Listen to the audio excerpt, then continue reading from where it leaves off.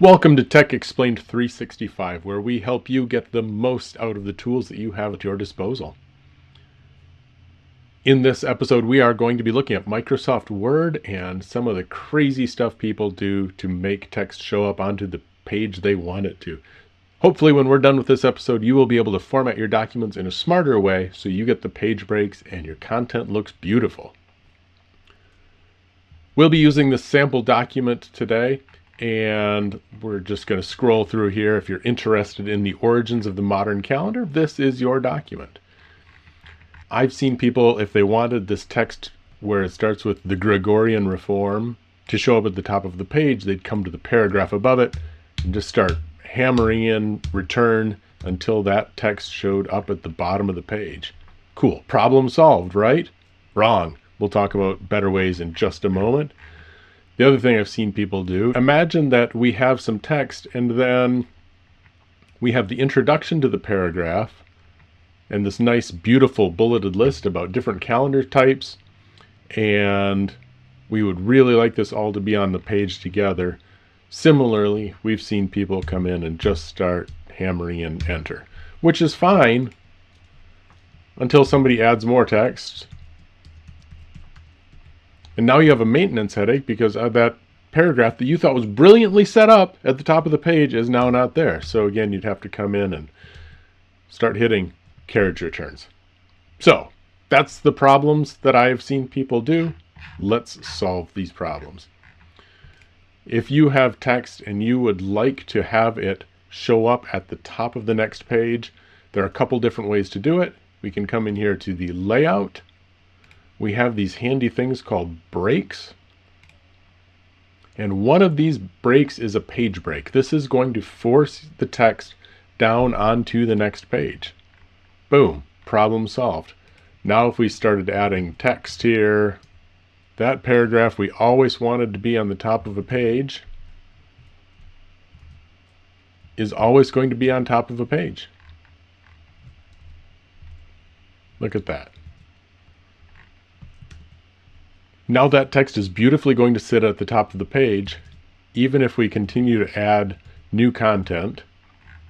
You can see that we have this nice, beautiful page, and there's that paragraph at the top. So that's nice and easy. Let's go back down here to our problem child where we had some text that had this weird break in it where we have the introduction to a bulleted list and then the bulleted list just starting at the top. For this one, what we're going to do is select this paragraph, and under the paragraph option, so I did a right click, paragraph option, we have some line and page break settings. Widow and Orphan Control will keep your lines from having one line on one page and one on the next. That's not exactly what we want. We have this handy little feature here called Keep with Next. And when we do that, it's going to keep this paragraph with the one after it. So now we don't have the introduction to a bulleted list and then the bulleted list afterwards. There are some other handy paragraph settings. Keep lines together. Let's show what that one does. So we want to duplicate this sentence just so we have some extra words to work with. And here you can see what Widow and Orphan Control is doing. Let's go back and let me show you that paragraph setting. We have Widow and Orphan Control turned on, which means we're not going to end up with one line of this paragraph on one page and one on the next. So that's a pretty handy feature. Boom, Widow and Orphan Control is doing its magic. But let's say we had a 4-line paragraph. You might still not like what that's doing from a visual standpoint. So what we can do is select this paragraph, go into the paragraph settings,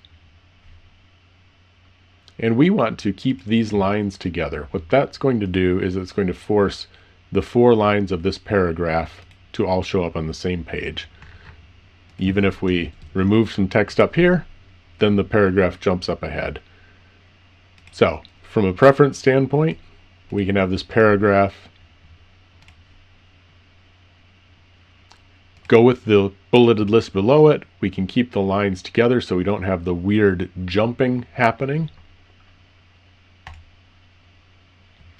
And then if we wanted this header to always go with that paragraph below, again, paragraph, keep with next. And there we go. So now when we have text and we're editing this document, these lines will always stay together with this bulleted list. And up here, this content that we always wanted to start at the top of the page will start at the top of the page. Stay tuned to a future episode where we'll talk about putting some of these things into styles, help your documents look nice and consistent. But for now, hopefully these are some helpful tips for formatting paragraphs and solving some pagination problems in Microsoft Word. If you enjoyed this episode, please remember to like, comment, and subscribe. Thank you, and we'll see you again on Tech Explained 365.